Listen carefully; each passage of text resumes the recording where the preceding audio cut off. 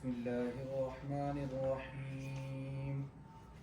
وإذ يرفع إبراهيم القواعد من البيت وإسماعيل ربنا تقبل منا إنك أنت السميع العليم ربنا وجعلنا مسلمين لك ومن ذريتنا أمة مسلمة لك وأرنا مناسكنا وتب علينا إنك أنت التواب الرحيم ربنا وابعث فيهم رسولا منهم يتلو عليهم آياتك ويعلمهم الكتاب والحكمة ويزكيهم إنك أنت العزيز الحكيم ومن يرغب عن ملة إبراهيم إلا من سفه نفسه ولقد اصطفيناه في الدنيا وإنه في الآخرة لمن الصالحين إذ قال له ربه أسلم قال أسلمت لرب العالمين ووصى بها إبراهيم بنيه ويعقوب يا بني إن الله اصطفى لكم الدين فلا تموتن إلا وأنتم مسلمون أم كنتم شهداء إذا حضر يعقوب الموت إذ قال لبنيه ما تعبدون من بعدي قالوا نعبد إلهك وإله آبائك إبراهيم وإسماعيل وإسحاق إلها واحدا ونحن له مسلمون تلك أمة قد خلت لها ما كسبت ولكم ما كسبتم ولا تسألون عما كانوا يعملون صدق الله بسم اللہ الرحمن الرحیم. ترجمہ سورہ بقرہ آیت 127 تا 134. جب حضرت ابراہیم علیہ السلام اور حضرت اسماعیل علیہ السلام اس گھر کعبہ کی دیواریں اٹھا رہے تھے تو دعا کرتے جاتے تھے کہ اے پروردگار ہماری یہ خدمت ہم سے قبول فرما لے. بے شک تو سننے والا اور سب کچھ جاننے والا ہے. ہمارے پروردگار ہمیں اپنا فرما بردار بنائے رکھ. ہماری اولاد میں سے ایک ایسی جماعت پیدا کر جو تیری فرما بردار ہو. ہمیں ہماری عبادت کے طریقے مناسک حج وغیرہ بتا اور ہمیں معاف فرما. بے شک تو بڑا معاف فرمانے والا اور رحم فرمانے والا ہے. ہمارے پروردگار ان لوگوں میں خود انہی کی قوم سے ایک پیغمبر بھیج جو انہیں تیری آیات سنائے, انہیں کتاب اور حکمت کی تعلیم دے اور انہیں پاک صاف کرے. تو بلا شبہ غالب و دانا ہے. دین ابراہیمی سے تو صرف وہی روح گردانی کرے گا جس نے اپنے آپ کو خود ہی حماقت میں مبتلا کر رکھا ہو. ہم نے اسے حضرت ابراہیم علیہ السلام کو دنیا میں چن لیا تھا اور آخرت میں وہ بلا شبہ نیکوکاروں میں ہوگا. جب اس کے پروردگار نے اس سے کہا اطاعت اختیار کرو تو اس نے کہا میں کائنات کے پروردگار کی اطاعت اختیار کرتا ہوں. حضرت ابراہیم علیہ السلام اور حضرت یعقوب علیہ السلام اپنے بیٹوں کو اسی کا حکم کر گئے تھے, میرے بچوں اللہ نے تمہارے لیے یہی دین منتخب کیا ہے, اس لیے مرتے دم تک مسلمان رہنا. کیا تم اس وقت موجود تھے جب حضرت یعقوب کی موت کا وقت آیا, جب اس نے اپنے بیٹوں سے پوچھا میرے بعد تم کس کی عبادت کرو گے؟ تو انہوں نے جواب دیا ہم آپ کی اسی اللہ کی عبادت کریں گے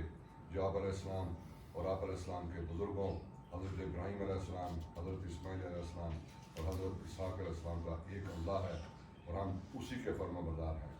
یہ ایک جماعت تھی جو گزر چکی ہے. جو کچھ انہوں نے کمایا ان کے لیے ہے اور جو کچھ تم کماؤ گے وہ تمہارے لیے ہے اور تم سے ان کے کیے کی پوچھ گچھ نہ ہوگی. صدق اللہ. اعوذ باللہ من الشیطان الرجیم، بسم اللہ الرحمن الرحیم۔ یہ درس کا سلسلہ جو پچھلے ہفتے شروع ہوا تھا اس کو اور مزید آیات ہم اس میں شامل کر رہے ہیں۔ پچھلے ہفتے کی جو آیات تھیں ان کا بھی ایک دفعہ دہرا لیتے ہیں۔ 122 سے ہم نے شروع کیا تھا اور 122 نمبر آیت میں اللہ تعالیٰ نے بنی اسرائیل کو اپنی نعمت یاد دلائی کہ اذکروا نعمتی اللتی انعمت علیکم، اور نعمت کیا تھی کہ وَأَنِّي فَضَّلْتُكُمْ عَلَى الْعَالَمِينَ، کہ میں نے تمہیں پوری جو دنیا ہے اس کی دنیا کی ساری قوموں پر فضیلت عطا کی تھی۔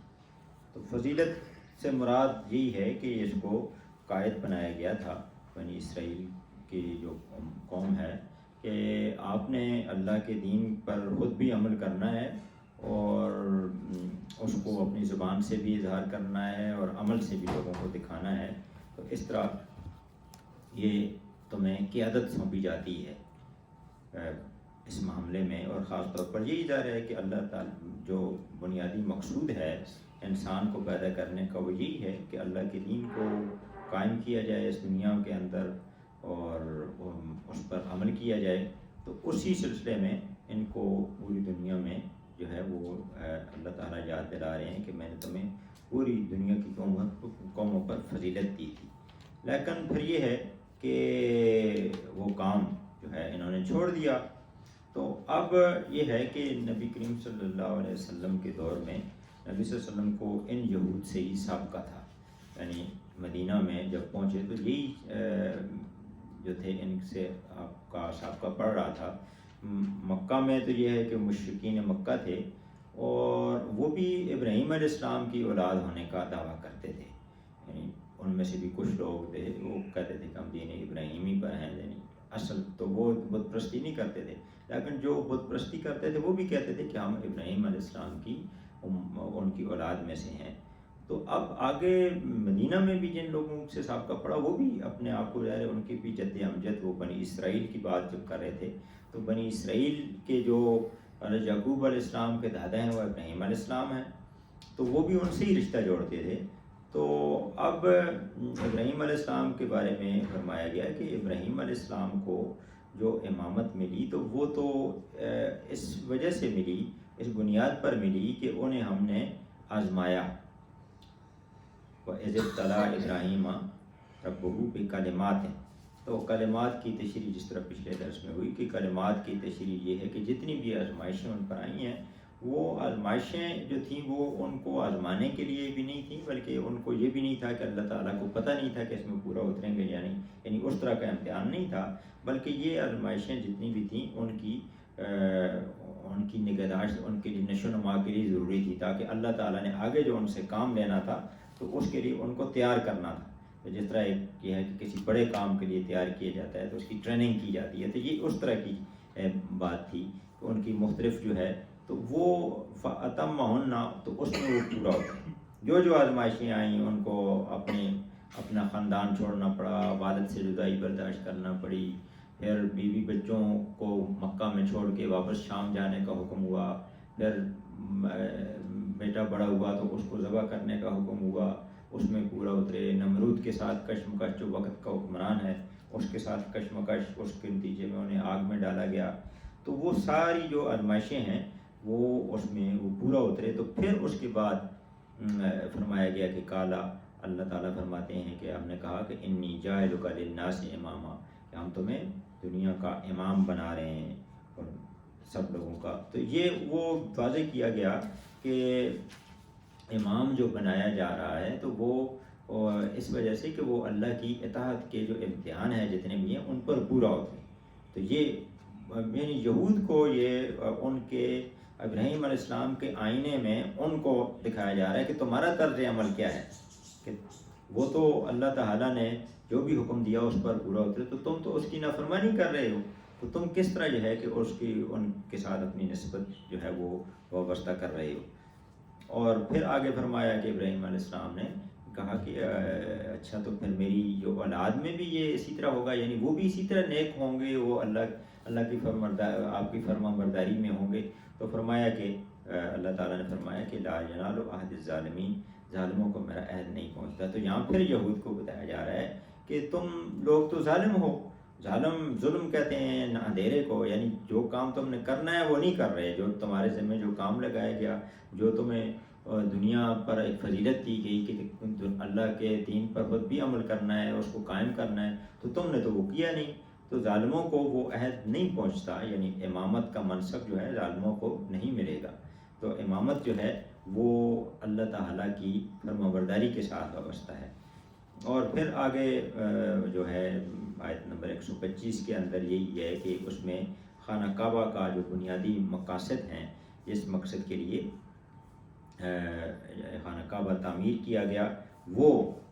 بتایا گیا کہ یہ اس لیے ہے کہ یہ بنیادی مقصد اس کا یہ ہے کہ اس میں نماز، یعنی اللہ کی جو فرمانبرداری ہے، یہ اس کا مرکز اور اس کا محور ہے یہ. تو اور ابراہیم علیہ السلام اور اسماعیل علیہ السلام سے ہم نے یہ عہد لیا تھا کہ اس گھر کو پاک رکھو، طواف کرنے والوں کے لیے، اعتکاف کرنے والوں کے لیے، رکوع سجود کرنے والوں کے لیے. اور اس میں پاک رکھنے سے مراد یہ ہے کہ اس کو ظاہری گندگیوں سے بھی پاک رکھنا اور شرک کی گندگیوں سے بھی پاک رکھنا. تو اس کی پاکیزگی جو ہے، تو یہ پھر مشرکین مکہ نے جس طرح اس کو آلودہ کر دیا تھا اور اس کو گندہ کر دیا تھا بتوں کی گندگی سے، اعمال کی گندگی سے، تو یہ ان کو بھی یہ واضح کیا جا رہا ہے. اور دوسرا یہود کو بھی یہ بتایا جا رہا ہے کہ یہ یہود جب قبلہ تبدیل ہوا بیت المقدس، پہلے شروع میں بیت المقدس کی طرف مسلمان نماز پڑھتے تھے، پھر اللہ تعالیٰ کی طرف سے حکم آیا کہ اب خانہ کعبہ کی طرف کیا جائے. تو یہ در حقیقت یہ امامت کا تغیر ہو گیا، یعنی اب جو ہے وہ بنی اسرائیل سے بنی اسماعیل کی طرف امامت جو ہے وہ منتقل ہوئی. تو اس میں یہود پھر اعتراض کر رہے تھے کہ یہ جو آج تک تو ہمیشہ سے بیت المقدس کی طرف سارے جتنے بھی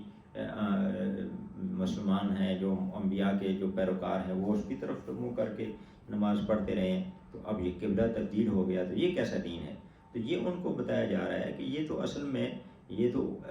جو بیت المقدس ہے وہ تو سلمان علیہ السلام کے دور میں بنا. تو اس سے پہلے تو یہ جو بیت اللہ ہے، خانہ کعبہ ہے، یہ تو ان سے پہلے ابراہیم علیہ السلام نے بنایا. بلکہ مفسرین کا یہ ہے کہ یہ تو جو خانہ کعبہ ہے یہ حضرت آدم علیہ السلام سے پہلے فرشتوں نے بنایا تھا. یعنی اس کے بعد مفسرین نے یہ کہا کہ جب آدم علیہ السلام دنیا میں آئے تو یہ گھر موجود تھا اس وقت، اللہ تعالیٰ نے اپنی ایک بندگی کا ایک مرکز بنایا ہوا تھا اس وقت. اور پھر آدم علیہ السلام نے اس کو دوبارہ اثر نو تعمیر کیا، اور پھر ابراہیم علیہ السلام نے وہ جو پہلی بنیادیں تھیں اسی کے اوپر وہ ہے اس کو اثر نو تعمیر کیا. تو یہ اس کی تجدید کیا انہوں نے. تو اس کو پاک رکھنے کا حکم جو ہے وہ دیا گیا. اور اس کے بعد پھر یہ ہے کہ 126 نمبر آیت میں ابراہیم علیہ السلام کی دعا ہے کہ اے میرے رب اس گھر کو، اس شہر کو امن کا شہر بنا دے، اس کے باشندوں میں سے جو اللہ اور یوم آخرت کو مانے انہیں ہر قسم کے پھلوں کا رزق دے. تو ابراہیم علیہ السلام یہ دعا کر رہے ہیں اور اس میں وہ خود ہی قید لگا رہے ہیں کہ جو ایمان لانے والے ہیں ان کو پھلوں کا رزق دے. لیکن اللہ تعالیٰ فرما رہے ہیں کہ نہیں، یہ جو دنیا کا ساز و سامان ہے یہ تو بہت قلیل سامان ہے، اس کی تو کوئی اہمیت نہیں ہے، یہ تو میں سب کو دوں گا. لیکن یہ ہے کہ آخرت جو ہے وہ انہیں کے حصے میں آئے گی. آخرت میں جو لوگ نافرمانی اختیار کریں گے تو ان کو جہنم کا عذاب ملے گا. تو اس دعا کی جو پچھلا درس جو ہے اس پر ختم ہوا تھا، اس دعا کی حکمت بیان کی گئی کہ یہ کیوں ابراہیم علیہ السلام یہ کر رہے ہیں. تو اس کی حکمت یہ بیان کی کہ کیونکہ اسماعیل علیہ السلام کے ذمے اور ابراہیم علیہ السلام کے ذمے یہ کام لگایا گیا کہ اس گھر کی جو ہے وہ اس گھر کا تحفظ کریں، اس کو پاک رکھیں اور اللہ کی بندگی کی طرف لوگوں کو دعوت دیں. تو اس کے لیے پھر ضروری تھا کہ یہ ایک شہر کی انہوں نے دعا کی کہ یہ شہر بن جائے، امن بھی ہو، اس کے اندر سکون بھی ہو اور اس کے اندر رزق بھی ملے، پھل بھی ملے، تو تاکہ وہ سکون کے ساتھ اس گھر کی جو ہے وہ نگہداشت کر سکیں، اس کی نگہبانی کر سکیں. تو یہاں تک یہ ہے کہ یہ ابھی اسی چونکہ سلسلہ وہی جاری ہے تو اسی کو اس لیے پچھلا جو ہے وہ پچھلے درس کا خلاصہ جو ہے وہ آپ کے سامنے آ گیا. تو اب اسی کا آگے جو ہے کہ ابراہیم علیہ السلام اور اسماعیل علیہ السلام جب خانہ کعبہ کی دیواریں اٹھا رہے تھے تو اب یہ ہے کہ اس کا تذکرہ کیا گیا اور فرمایا گیا کہ اس وقت وہ دعا بھی ساتھ کر رہے تھے کہ ربنا تقبل منا، اے ہمارے رب تو ہم سے یہ قبول فرما، انک انت السمیع العلیم، بے شک تو سننے والا اور جاننے والا ہے۔ تو یہ دعا ہمیں بھی ہر وقت کرتے رہنا چاہیے، خاص طور پر یہ ہے کہ نماز کے فوراً بعد تو ضرور کرنی چاہیے کہ نماز کے اندر ظاہر ہے کہ ہم حق بندگی کا حق نہیں ادا کر سکتے جو بھی ہے، اور جو بھی نیک عمل ہے وہ اس کے بعد یہ دعا کر لینی چاہیے۔ تو یہ کیونکہ یہ ابراہیم علیہ السلام اور اسماعیل علیہ السلام جو اللہ کے دو نبی ہیں، وہ اللہ کے نبی ہیں اور اللہ ہی کے حکم پر وہ کام کر رہے ہیں، پھر بھی وہ دعا کر رہے ہیں کہ اس سے ہمارے جو ہے اس عمل کے اندر بہت ساری کوتاہیاں ہو سکتی ہیں، ہو گئی ہوں، اور اس کے اندر جو ہم سے غلطیاں کوتاہیاں ہو گئی ہیں، تو پھر بھی اللہ تعالیٰ تو اس کو قبول فرما۔ تو جو بھی دنیا میں ہم نیک کام کریں اس پر کبھی ہمیں بھروسہ نہیں رکھنا چاہیے، بلکہ وہ اس کی قبولیت کی دعا کرنی چاہیے، اور اپنے اعمال پر غرور نہ کرنا، عاجزی اختیار کرنا، یہ جو ہے یہ انبیاء کا کام بھی ہے، اور انبیاء نے آگے مسلمانوں کو بھی سکھایا کہ یہ کام کرتے رہیں۔ ایک بندہ نبی کریم صلی اللہ علیہ وسلم کے پاس آیا اور اس نے کہا کہ ہائے میرے گناہ، تو اس طرح کہہ رہا تھا ہائے میرے گناہ، تو میرے گناہ بہت زیادہ ہیں۔ تو نبی صلی اللہ علیہ وسلم نے اس کو فرمایا کہ تم کہو اللہم مغفرتک اوسع من ذنوبی ورحمتک ارجا ہندی من عملی، کہ اے اللہ کہ تیری مغفرت میرے گناہوں سے زیادہ وسیع ہے، اور مجھے تیری رحمت کا آسرا ہے نہ کہ اپنے اعمال کا، تو یہ کہو۔ تو اس نے یہ کہا، تو پھر نبی صلی اللہ علیہ وسلم نے فرمایا کہ ایک دفعہ پھر کہو، تو ایک دفعہ پھر کہا، پھر فرمایا کہ ایک دفعہ پھر کہو، 3 دفعہ اس نے یہ بات کی، تو نبی صلی اللہ علیہ وسلم نے فرمایا کہ اٹھو اب تمہارے سارے گناہ معاف ہو گئے۔ تو کیونکہ یہ عاجزی جو ہے سکھائی گئی، نبی صلی اللہ علیہ وسلم نے تعلیم یہ دی کہ اپنے اعمال پر جو ہے کہ ورحمتوں کا ارجا ہندی من عملی، کہ مجھے تیری رحمت کا آسرا ہے نہ کہ اپنے عمل کا، یعنی اپنے اگر میں عملوں کی بات کروں تو میرے اعمال کے اندر تو بہت ساری خامیاں ہوں گی، کوتاہیاں ہوں گی، ان کی بنیاد پر میں کوئی دعویٰ نہیں کرتا، بلکہ صرف اور صرف تیری رحمت کا جو ہے وہ آسرا ہے مجھے۔ تو یہ وہ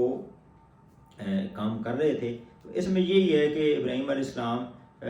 پہلے تو شروع میں ہم سب کو پتہ ہی ہے کہ وہ اسماعیل علیہ السلام اور ان کی والدہ کو چھوڑ کے مکہ کے پاس چھوڑ کے وہاں چلے گئے، اور اسی کے بعد یہ زمزم کا واقعہ پیش آتا ہے کہ وہ پانی وہاں ختم ہو گیا، اور اس میں وہ حضرت ہاجرہ جو تھیں وہ صفا اور مروہ کے درمیان دوڑ رہی تھیں، اور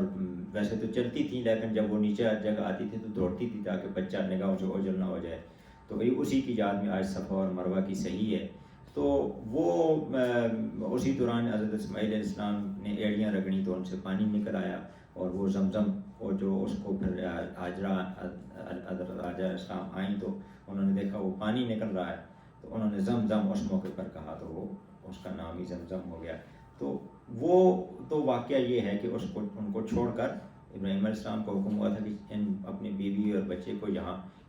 وہاں کوئی آبادی نہیں تھی، یعنی ویران جگہ پر چھوڑ کے چلے جاؤ، تو اللہ کا حکم تھا، تو وہ چلے گئے۔ اور اس کے بعد جب دوبارہ آئے تو انہوں نے دیکھا کہ وہ اسماعیل علیہ السلام ایک درخت کے نیچے تیر بنا رہے ہیں، تو ان کو ابراہیم علیہ السلام نے کہا کہ آؤ، یہ اللہ کا حکم آیا ہے کہ ہم نے اس کا گھر کی جو ہے تعمیر کرنی ہے۔ وہ ٹیلے کی طرف اشارہ کیا، تو اس ٹیلے کے انہوں نے اسماعیل علیہ السلام ان کے ساتھ چل پڑے، اور وہاں پر انہوں نے جب اس کو جگہ کو مٹی کو اٹھایا تو وہاں بنیادیں موجود تھیں، تو اسی پر انہوں نے یہ بنیادیں اٹھائیں، اور پھر اس کے ساتھ ساتھ وہ یہ کہہ رہے تھے کہ اے ہمارے رب ہم سے یہ قبول فرما لے کہ بے شک تو سننے والا بھی ہے اور جاننے والا ہے، یعنی تو تم سب کچھ دیکھ رہے ہو، اللہ تعالیٰ آپ دیکھ رہے ہیں اور آپ سب کچھ جاننے والے ہیں، تو اس لیے ہم سے یہ قبول فرما۔ اور پھر ابراہیم علیہ السلام کی جو دعا ہے، آگے بعض مفسرین نے یہ لکھا ہے کہ یہ جو اگلی دعا ہے اس کے بارے میں فرمایا ہے ابراہیم علیہ السلام نے کہ ربنا تقبل منا، لیکن زیادہ تر یہی ہے کہ یہ جو وہ کام کر رہے تھے خانہ کعبہ کی تعمیر کا، اس کے بارے میں تھا کہ اے ہمارے رب تو ہم سے قبول فرما۔ اور ایسا آیت نمبر 128 میں ہے کہ ربنا وجعلنا مسلمین، کہ ہم دونوں کو اپنا مسلم اور مطیع اور فرما بردار بنا، اور پھر اپنی اولاد کے لیے بھی دعا کرتے ہیں ومن ذریتنا، کہ ہماری نسل میں سے ایک قوم اٹھا امتن مسلمۃ لک، جو کہ تیری مسلم ہو. یعنی یہ جو ہمیں بھی اپنا مطیع اور فرما بردار بنا، اور آگے جو ہماری نسل ہے یہ سلسلہ ہدایت کا چلتا رہے، اور ہمیں اپنی عبادت کے طریقے بتا، یعنی سب کے لیے اپنے لیے بھی اور اپنی نسلوں کے طریقے بتائے ہماری. اور پھر فرماتے ہیں کہ وَتُبْ عَلَيْنَا، ایک دفعہ پھر وہ جو پچھلی ہے کہ ہم سے جو ہے درگزر فرما، ہماری کوتاہیوں سے درگزر فرما، تو بڑا معاف کرنے والا اور رحم فرمانے والا ہے. تو اس کا مطلب بھی اس سے یہی بات ہمیں پتہ چلتی ہے کہ ہمیں توبہ کرتے رہنا چاہیے ہر وقت. یعنی اللہ کے جو نبی ہیں وہ بھی جو ہے وہ توبہ کر رہے ہیں. خود نبی کریم صلی اللہ علیہ وسلم نے فرمایا کہ میں بار بار 100 دفعہ جو ہے وہ توبہ کرتا ہوں. تو اپنے اعمال جو ہے وہ اس پر عاجزی ہونی چاہیے اور اللہ تعالیٰ سے وہ توبہ کرتے رہنا چاہیے. وَتُبْ عَلَيْنَا. تو ایک تو وہ یہ دعا کر رہے تھے. اس میں کہا گیا کہ یہ دعا کی اگر ترتیب دیکھیں تو سب سے پہلے اپنے لیے بات ہے. تو اس لیے یہی ہے کہ کہا گیا کہ دعا کی ترتیب کے لحاظ سے سب سے پہلے اپنے آپ کو، یعنی اصلاح کا آغاز اپنے آپ سے ہوتا ہے کہ فرد جو ہے وہ خود ٹھیک ہوگا، پھر آگے جو ہے دوسروں کو بتائے گا. تو پہلے اپنے لیے کہ میں خود مسلم بن جاؤں، تو اس کے لیے کیا گیا، دعا کی گئی. اور پھر اس کے بعد وہ جو ہے اپنی اولاد کے لیے وہ دعا کر رہے ہیں. اور اس میں یہ بھی ہے کہ جو یہودی کہہ رہے تھے کہ جو ہمارا مذہب ہے یہی درست ہے، تو وہ ان کو یہ بھی بتایا جا رہا ہے کہ انہوں نے تو اپنے لیے اور اپنی اولاد کے لیے مسلم ہونے کی دعا کی تھی. یہ تو نہیں کہا تھا کہ ان کو یہودی یا نصرانی بنا، وہ تو یہ کہا تھا تو اگر تم اور ان کے ساتھ اپنی نسبت جوڑتے ہو تو پھر تو مسلم بن جاؤ. جو بھی اللہ کا جو بھی نبی آ رہا ہے وہ اس کی بات کو مانو اور اس کی تسلیم و اطاعت کرو اس کی. تو یہ تو نہیں ہے کہ کسی ایک جو ہے وہ تم اپنا نام رکھ لو، بلکہ انہوں نے تو یہی دعا کی تھی کہ مجھے اور میری اولاد کو جو ہے کہ وہ مسلم بنا. اور پھر یہ بھی ہے کہ اس کے بعد پھر یہ آ جاتا ہے مناسک جو ہے، مناسک کا مطلب ہے، اس کا لفظی مطلب تو ہوتا ہے دھونا اور پاک کرنا. قربانی سے بھی ہے یہ. تو مطلب یہ ہے کہ بندگی کے جو طریقے ہیں یہ اس سے بنتا ہے. ارے نہ دکھا، یعنی ہمیں تو دکھا دے، سمجھا دے کہ ہم کس طرح تیری بندگی کریں. ظاہر ہے کہ یہ بھی اللہ تعالیٰ کی نعمت ہے کہ اللہ تعالیٰ ہمیں خود بتائیں کہ کس طرح، کس انداز میں ہمیں بندگی کرنی چاہیے. نبی کریم صلی اللہ علیہ وسلم سے پہلے بہت سارے لوگ تھے جو بہت سارے تو نہیں تھے، تھوڑے افراد تھے جو یہ نہیں چاہتے تھے کہ بتوں کے سامنے جھکیں اور ان کی بندگی کریں. تو وہ لیکن انہیں پتہ نہیں چلتا تھا کہ کیا کریں پھر اللہ کی بندگی. پھر نبی کریم صلی اللہ علیہ وسلم آئے تو انہوں نے بتایا کہ اس طرح اللہ کی بندگی کرنی ہے. تو یہ اللہ کی نعمت ہے کہ اللہ تعالیٰ جو ہے اپنے انبیاء کے ذریعے سکھاتا رہا کہ اپنے عبادت کے طریقے. تو ہمیں تو خود ہی بتا کہ ہم تیری بندگی کیسے کریں. اور پھر اگلی جو آیت آتی ہے اس میں دعا ایک رسول کی دعا ہے کہ ربنا وابعث فیہم رسولا، اے ہمارے رب ان لوگوں میں سے، خود انہی کی قوم میں سے ایک ایسا رسول اٹھا کہ جو اب رسول کی دعا اور پھر آگے ان کے جو بنیادی کام ہیں وہ بھی بتا دیے گئے. یتلو علیہم آیاتک، تو پہلا کام یہ ہے کہ رسول آئے وہ تیری آیات انہیں سنائے.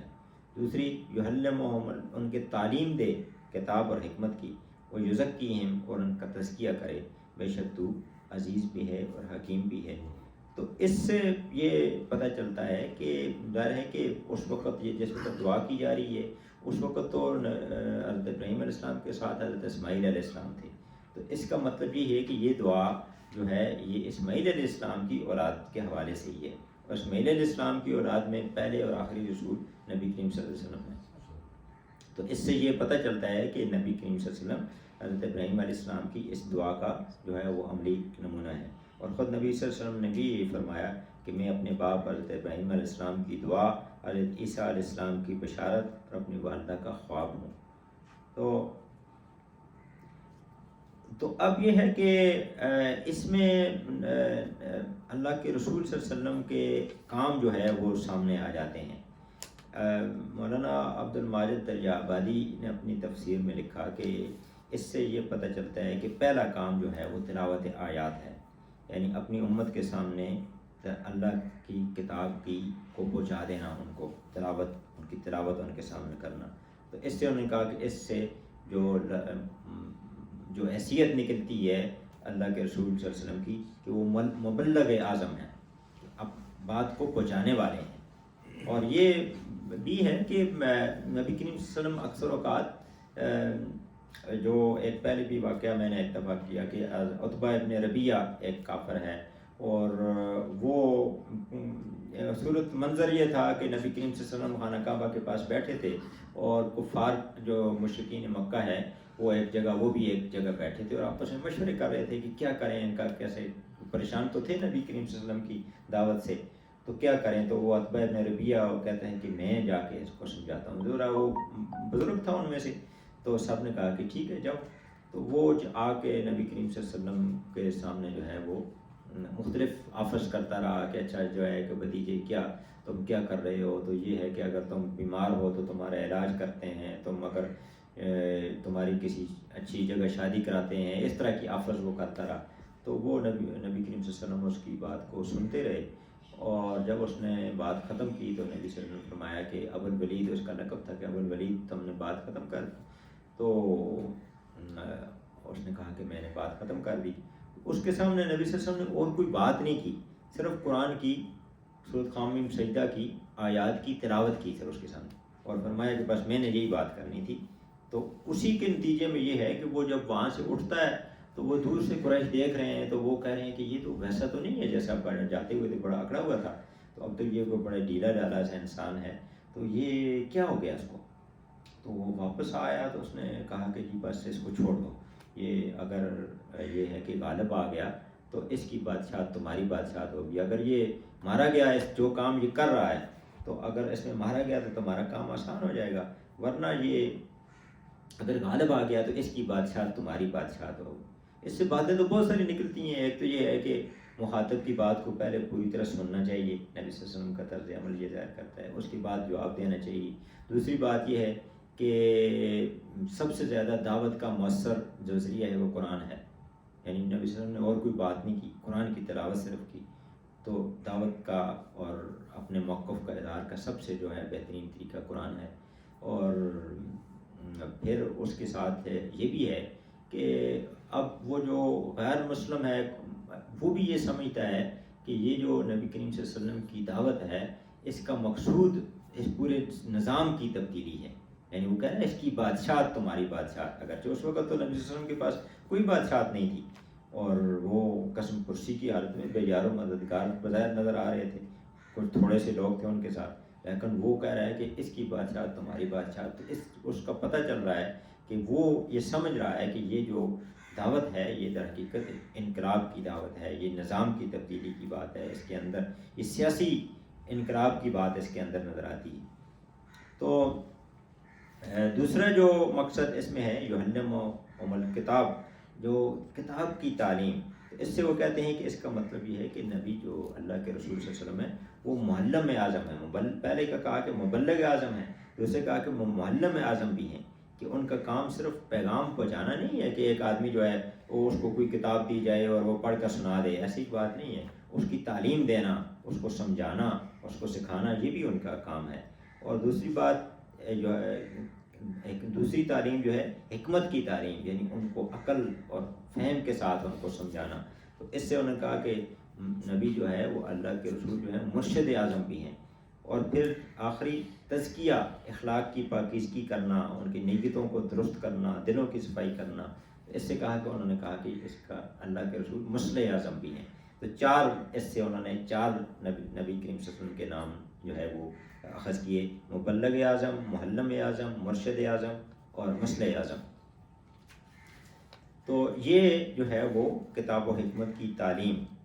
اس میں تدبر القرآن میں امین حسن اصلاحی صاحب لکھتے ہیں کہ تعلیم یہ ہے کہ نہایت شفقت اور توجہ کے ساتھ ہر آدمی کی استعداد کے مطابق لوگوں کی مشکلات کی وضاحت کریں، توضیح کے بعد بھی لوگوں کے ذہن میں مزید سوال ہوں تو ان کے سوالات کے جواب دیے جائیں. نبی صلی اللہ علیہ وسلم اسی طرح کرتے تھے، اور لوگوں کی ذہنی تربیت کے لیے خود ان کے سامنے سوالات رکھے جائیں. نبی صلی اللہ علیہ وسلم اس طرح یہ سوال پہلے اٹھاتے تھے تاکہ ذہن جو ہے وہ بیدار ہو جائے. اور پھر اس کے بعد یہ جس طرح مشہور حدیث ہے ہم نے سنی بھی ہے کہ نبی صلی اللہ علیہ وسلم نے فرمایا کہ اگر تم میں سے کسی کے گھر کے سامنے ایک نہر بہہ رہی ہو اور اس میں وہ 5 دفعہ نہائے تو کیا ہوگا؟ تو لوگوں نے فرمایا کہ اس کی جسم پر کوئی میل کچیل نہیں رہے گا. تو فرمایا کہ نماز کی مثال جو ہے وہ اس طرح کی ہے. تو سوال اٹھائے جائیں اور پھر ان کا ذہن جب بیدار ہو تو ان کو پھر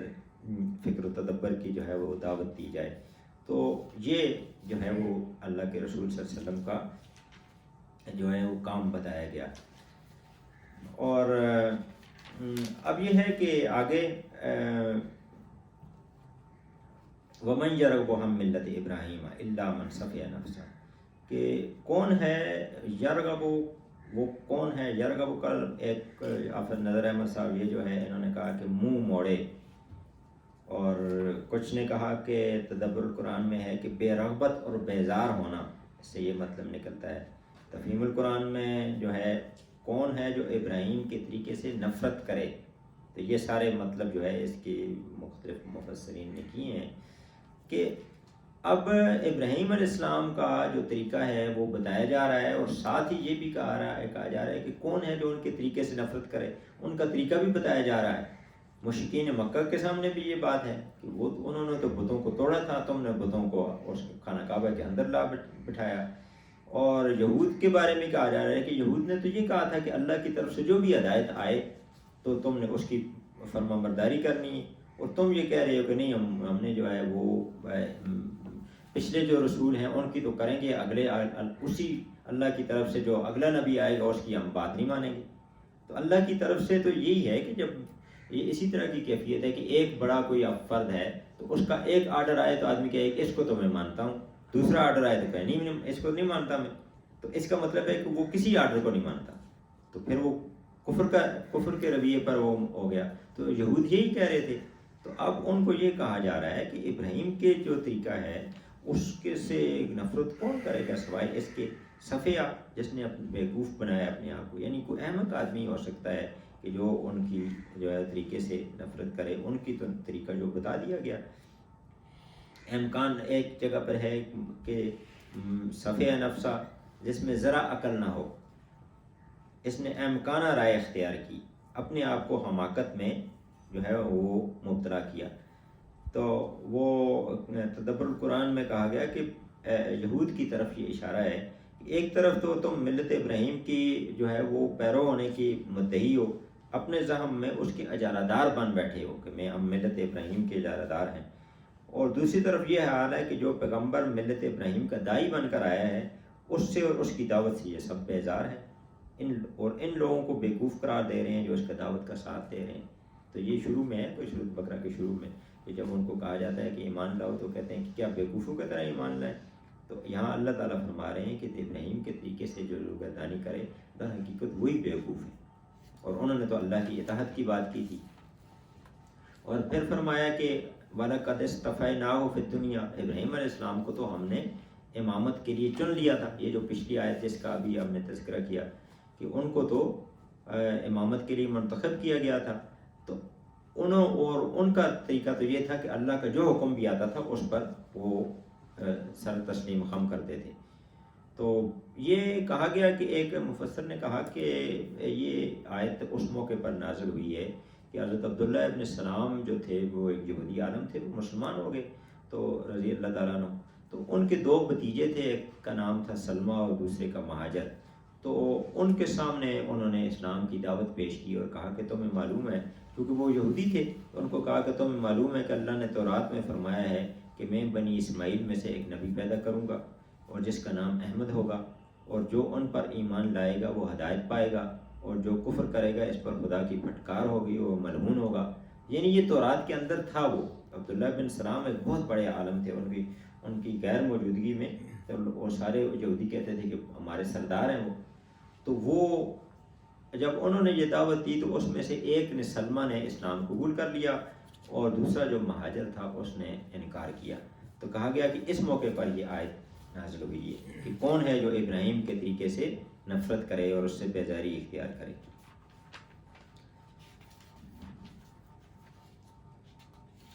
تو اب ابراہیم علیہ السلام کا طریقہ کیا ہے؟ اگلی آیت کے اندر وہ آ گیا کہ اس قال لہ ربہ اسلم، جب اسے اس کے اللہ نے، اس کے رب نے کہا اسلم، فرما بردار ہو جا، مسلم ہو جا، تو انہوں نے کہا قال اسلمت لرب العالمین، یعنی جو بھی موقع آیا تو اس موقع پر انہوں نے یہی کہا کہ میں مسلم ہو گیا، میں نے اسلام یعنی اللہ کے سامنے سر تسلیم ہم کرتا ہوں۔ مسلم کے جو تشریح سید ابوالعلا مودودی نے کی کہ وہ جو خدا کے آگے سر اطاعت خم کر دے، خدا ہی کو اپنا مالک، آقا، حاکم اور معبود مان لے،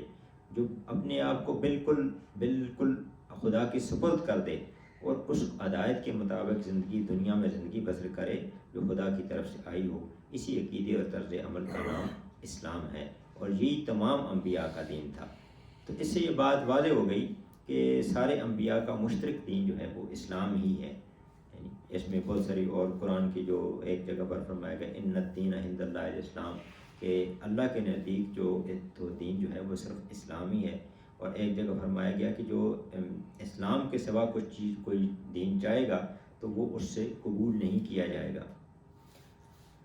تو اسلم کا مطلب کامل سپردگی ہے، کامل حوالگی ہے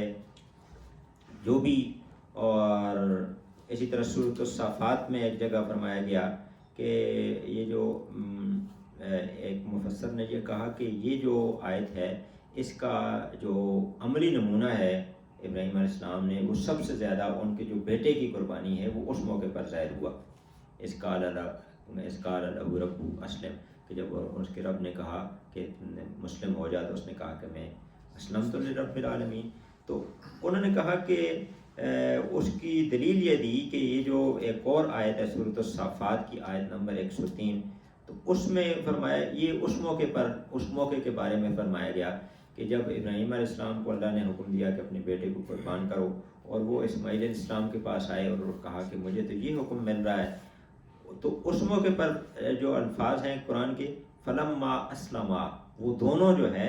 وہ ان دونوں نے باپ بیٹے نے اپنے آپ کو اپنے رب کے حوالے کر دیا۔ تو اس سے یہ اخذ کرتے ہیں کہ اس آیت کی جو عملی تفسیر ہے وہ ابراہیم علیہ السلام نے بیٹے کی قربانی کے موقع پر پیش کی، اگرچہ باقی بھی جتنے بھی ہیں وہ جتنے بھی ان کے آزمائشیں آئیں سب کے موقع پر ان کا عملی رویہ یہی تھا اسلمت لرب العالمین۔ تو یہ ان کا طریقہ ہے کہ جس کے بارے میں فرمایا جا رہا ہے کہ کون ہے جو ابراہیم علیہ السلام کے طریقے سے نفرت کرے اور اس سے بیزاری اختیار کرے، ان کا تو یہ طریقہ تھا۔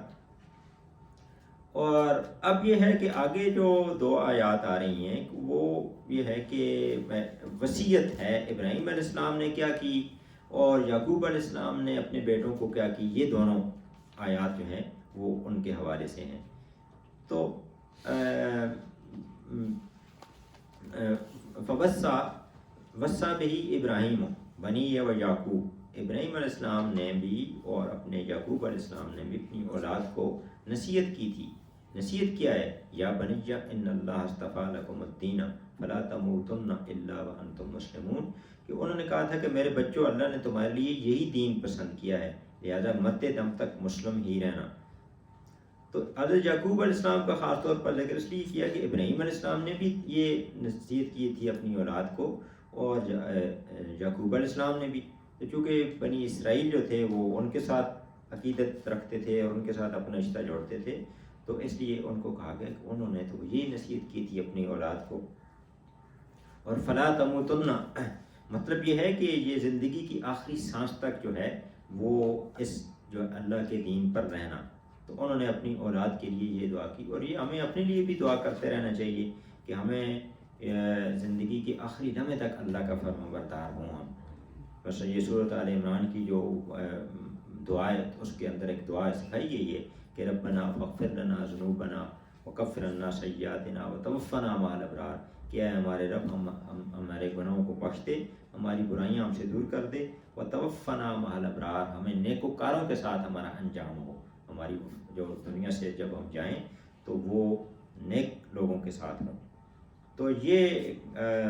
کہا گیا کہ انہوں نے نصیحت یہ کی کہ زندگی کے آخری سانس تک تمہیں اس امانت کا حق ادا کرنا ہے اور اس کے راستے پر چلتے رہنا ہے۔ اور اسی طرح یہ ہے کہ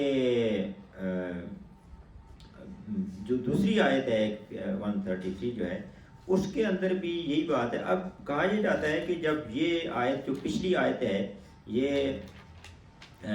جب نازل ہوئی تو یہود نبی کریم صلی اللہ علیہ وسلم کے پاس آئے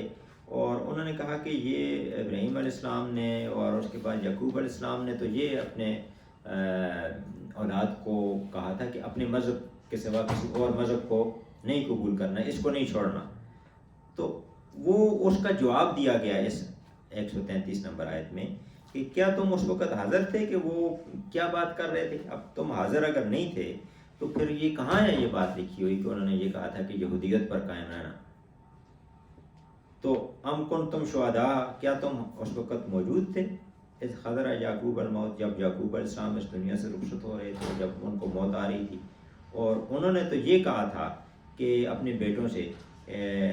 قال لبنیہ ما تعبدون من بعدی، کہ تم کس کی بندگی کرو گے. یعنی پہلے انہوں نے نصیحت کی اور اس کے بعد پھر پوچھا ان سے. تو ان کے اولاد نے تو یہ کہا تھا کہ ہم تو اس الہ کی بندگی کریں گے اور جو آپ کا الہ ہے اور آپ ہمارے آبا و اجداد کا، ابراہیم علیہ السلام کا، اسماعیل علیہ السلام، اسحاق علیہ السلام کا الہ واحد، ہم نے ایک الہ واحد کی جو ہے بندگی کرنی ہے اور ہم مسلمین ہیں، اللہ کے سامنے سر تسلیم ہم کرتے ہیں، مسلم ہیں. تو اس سے ایک بات تو یہ بھی واضح ہوتی ہے کہ یہ جو یہود جو تھے نبی کریم صلی اللہ علیہ وسلم سے جو حسد کرتے تھے، عناد کر رہے تھے، وہ اس وجہ سے کر رہے تھے کہ وہ بنی اسماعیل میں سے ہیں، بنی اسرائیل میں سے کیوں نہیں ہیں. تو اس میں تو یہ ظاہر ہو رہا ہے کہ یعقوب علیہ السلام کی جو اولاد تھی وہ تو اسماعیل علیہ السلام اور اسحاق علیہ السلام دونوں کو برابر مرتبہ وہ دے رہے ہیں. یعنی وہ کہہ رہے ہیں کہ ابراہیم علیہ السلام کا جو دین ہے اور جو اسماعیل علیہ السلام اور اسحاق علیہ السلام، تو وہ تو ان کے اندر کوئی تفریق نہیں کر رہے، تو آپ کیوں اس کے اندر کر رہے ہیں؟ تو اور پھر یہ ہے کہ اس کو یہ جو واضح کرنے کا یہ بھی مقصد ہے کہ یہ بالکل ابراہیم علیہ السلام، یعقوب علیہ السلام اپنی زندگی کے آخری لمحے کے اندر عہد لے رہے ہیں. تو یہ بھی ایسا نہیں ہے اگر وہ کہتے کہ ان سے پہلے لیا تھا تو بعد میں انہوں نے یہ نصیحت کر دی تھی کہ وہ جو یہودیت کے مذہب پر رہیں، تو ایسی بھی بات نہیں ہے، بلکہ یہ آخری نصیحت ہے. ایک یہ بھی ہے، اور دوسری بات یہ ہے کہ جب آخری لمحات میں کوئی والد اپنے بیٹوں کو نصیحت کرتا ہے تو وہ خلوص اس کے اندر ہوتا ہے، اس کے اندر کوئی دنیا کی کوئی لالچ نہیں ہوتی. تو یہ اس لیے بھی یہ بات. اور پھر تیسری بات ان دونوں آیات سے یہ نکلتی ہے کہ سب سے اہم جو بات ہے وہ والدین کو اپنے بچوں کے لیے جو خیال کرنا چاہیے وہ دین کے حوالے سے ان کی نصیحت کرنی چاہیے. کہ اس میں معرف القرآن میں لکھتے ہیں کہ مفتی شفیع صاحب کی اولاد کے لیے کوئی دولت دین و دنیا اور اخلاق سکھانے کے برابر نہیں. کہ جو لوگ دنیا کی طلب کرتے ہیں تو وہ دنیا سے رخصت ہوتے وقت کوئی امیر آدمی جو ہے وہ چاہتا ہے کہ میری ساری دولت جو ہے وہ میری اولاد کو مل جائے. کوئی بڑا کسی عہدے والا انسان ہے تو کہتا ہے میرا جو بیٹا ہے وہ بڑے عہدے پائے. لیکن جو انبیاء ہیں وہ اپنے جو وہ سمجھ رہے ہیں کہ سب سے جو بڑی دولت ہے وہ دین پر قائم رہنا ہے. تو اس لیے اپنے بچوں کے حوالے سے ہمیں یہ انبیاء کا طرز عمل یہ بھی ظاہر کرتا ہے کہ ہمیں ان کی آخرت کی زیادہ فکر کرنی چاہیے، ان کو دین کی نصیحت کرنی چاہیے. اور اس کے قرآن کے بہت ساری دیگر آیات کے اندر بھی ہے. ایک جگہ فرمایا گیا کہ یا ایھا الذین آمنوا قوا انفسکم واہلیکم نارا، کہ اپنے آپ کو اور اپنے اہل و عیال کو جہنم سے بچاؤ. تو ان کا یہ طرز عمل جو ہے وہ ہمیں یہ بات واضح کرتا ہے کہ انہوں نے جو نصیحت کی تھی وہ تو یہی کی تھی کہ جو بھی اللہ کا حکم آئے اس کے سامنے تم نے سر تسلیم خم کرنا ہے اور اس کی اطاعت کرنی ہے. ایک یہ بھی بعض جگہوں پر کہا گیا کہ کیونکہ یعقوب علیہ السلام اس وقت مصر میں تھے تو مصر کے جو زیادہ تر قبطی جو لوگ تھے وہ کفر کے راستے پر گامزن تھے اور ستارے اور بیل اور بلی اور ان کی پوجا کرتے تھے. تو انہیں یہ خطرہ لاحق ہوا کہ کہیں میری اولاد بھی اس میں مبتلا نہ ہو جائے، تو اس لیے انہوں نے ان سے توحید کا اور اسلام کا عہد لیا. اور پھر آخر جو ہے آخری آیت ہے کہ تلک امۃ قد خلت لہا ما کسبت ولکم ما کسبتم. یہ جو جتنے بھی نیک لوگ ہیں، یہ جو انبیاء ہیں، تو یہود جو تھے وہ کہتے تھے کہ ہم چونکہ انبیاء کی نسل میں سے ہیں اس لیے ہمیں جہنم میں نہیں جائیں گے. تو ان کو کہا جا رہا ہے کہ ٹھیک ہے، یہ سارے وہ اللہ کی اطاعت پر جو ہے وہ گامزن تھے، اب اگر تم ان کے راستے پر چلو گے تو تم تمہیں تمہاری نجات ہے وہ جنت میں جاؤ گے، ورنہ جو ہے تل کا امت ان کا حالت، وہ کچھ لوگ تھے جو گزر گئے، جو کچھ انہوں نے کمایا وہ ان کے لیے ہے، جو کچھ تم کماؤ گے وہ تمہارے لیے، تم ان کے راستے پر چلو، وہی دین، جس طرح وہ دین پر چلے اور انہوں نے اللہ کے ہر حکم پر جو ہے وہ ان کا اطاعت کا رویہ اختیار کیا، تو تم بھی اگر وہ کرو گے تو پھر تم جو ہے وہ اللہ کی نگاہ میں کامیاب ہو گئے، اور ان کے اعمال کا تم سے کوئی سوال نہیں ہوگا، اور تمہارے اعمال جو ہے وہ ان کے اعمال تمہیں نہیں ملیں گے۔ تو یہی کہا گیا کہ تدبر القرآن میں ہے کہ خلاصہ بات یہ ہے کہ اے یہود، تمہارا سارا فخر و اعتماد اپنے باپ دادا پر رہ گیا ہے، تم سمجھتے ہو کہ تمہارے حصے کے اعمال بھی وہ انجام دے گئے ہیں، اب تمہیں صرف ان کی نیکیوں کے پھل کھانے ہیں، تم پر کوئی ذمہ داری نہیں رہے گی۔ یہ یہود کا بھی طرز عمل ہے اور نصارہ کا بھی ہے، وہ بھی کہتے ہیں کہ جو عیسیٰ علیہ السلام صلیب پر چڑھ گئے تو ہمارے گناہوں کو کفارہ ادا کر کے چلے گئے ہیں، اور یہ بھی یہی بات کرتے ہیں، یعنی اس وجہ سے پھر ان کے عمل جو ہے وہ اللہ کے دین سے ہٹ گئے ہیں بالکل، یعنی ان کو اب اس کی فکر ہی نہیں ہے۔ وہ جس طرح کوئی ایک نالائق اسٹوڈنٹ ہوتا ہے جو کہتا ہے کہ میں تو ویسے ہی پاس ہو جاؤں گا، تو وہ ظاہر ہے کہ وہ پڑھے گا تو نہیں۔ تو ان دونوں کا جو طرز عمل ہے وہ یہی ہے کہ اللہ کی اطاعت کی ان کو کوئی فکر نہیں۔ تو انہوں نے کہا کہ یہ فخر و اعتماد بالکل وہم و خیال پر مبنی ہے، انہوں نے اپنے حصے کی ذمہ داریاں انجام دی ہیں، وہ اپنی نیکیوں کے صدا پائیں گے، اس کا حصہ تمہیں ملنے والا نہیں ہے، تمہاری ذمہ داریاں یہ تمہارے ذمہ یہی ہے کہ اگر تم اس کو انجام دو گے تو صدا پاؤ گے۔ اللہ تعالیٰ